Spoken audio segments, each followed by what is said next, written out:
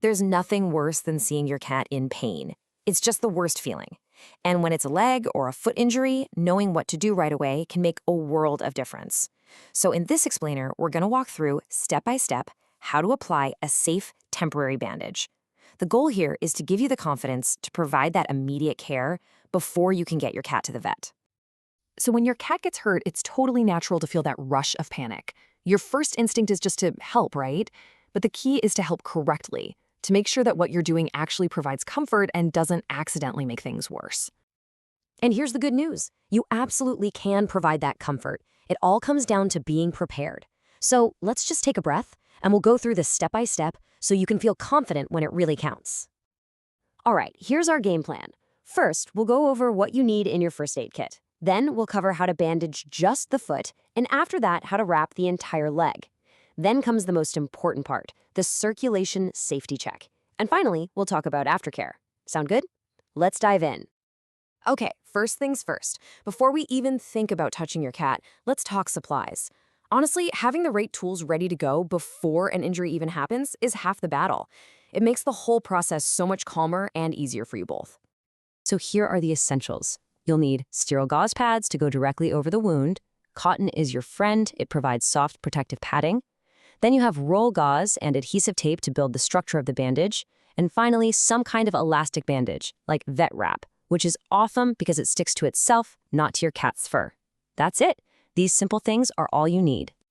All right, let's get into the how-to, starting with the foot. Now, this is crucial. Even if the injury is higher up the leg, you always start with a proper foot wrap. This is the foundation, and it helps prevent dangerous swelling from getting trapped in the paw.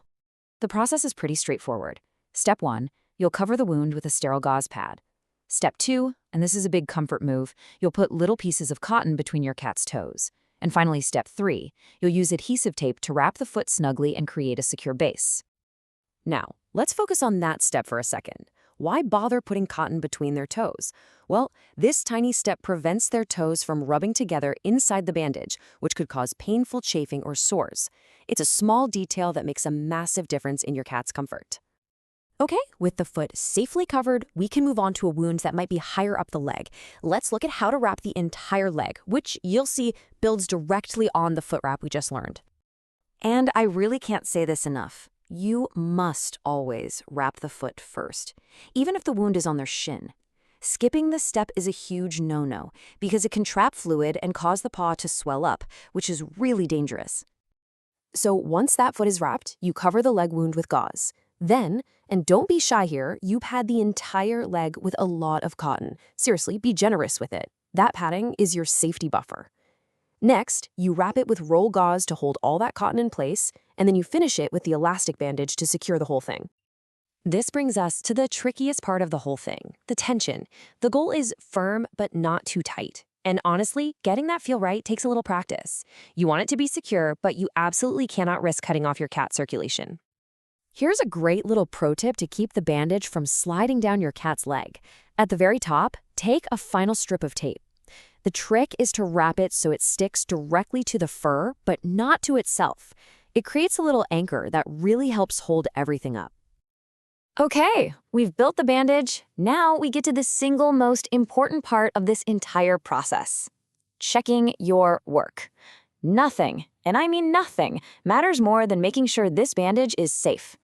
So, how can you be sure? How can you tell if that bandage is giving gentle support or if it's actually causing a dangerous problem?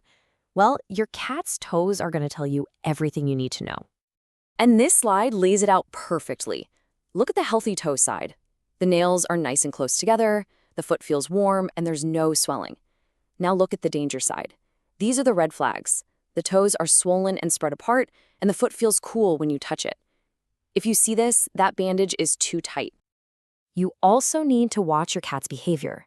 If they're constantly licking or biting at the bandage, that's a sign something is wrong. You should also be able to gently flex their knee and ankle joints. But here's the most important rule of all.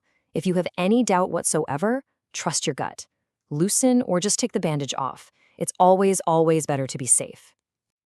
So the bandage is on, you've checked it, and it's safe. Awesome. But your job isn't quite done yet. Now we have to talk about the crucial phase of aftercare and monitoring. Monitoring is basically just a simple routine. Every few hours, especially that first day, just do a quick check on those toes for any swelling. Then, a few times a day, just glance at the bandage to make sure it hasn't slipped down or gotten dirty. This little check-in is key. And finally, just a few essential rules to live by. Any cat with a bandage absolutely has to stay indoors. To keep it clean, you can pop a little plastic baggie over it when they need to use the litter box. And a clean bandage should be changed every couple of days or right away if you notice any of those problems we talked about. So you've done it. You've cleaned the wound, you've patted it, you applied a safe, secure bandage, you even checked the circulation. Now, what is the single most important thing you do next? You call your veterinarian. First aid is a bridge to professional care. It is not a replacement. You've stabilized the situation, and now it's time to let an expert take it from here.